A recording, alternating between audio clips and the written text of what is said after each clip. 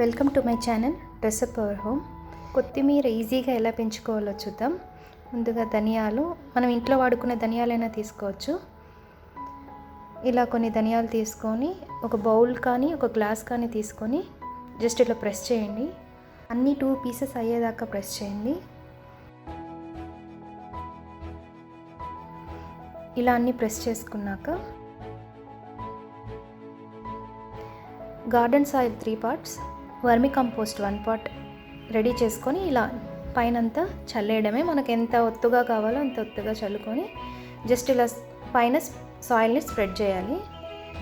Watering చేసేటప్పుడు దీనికి spray బాటిల్తో water spray చేయండి.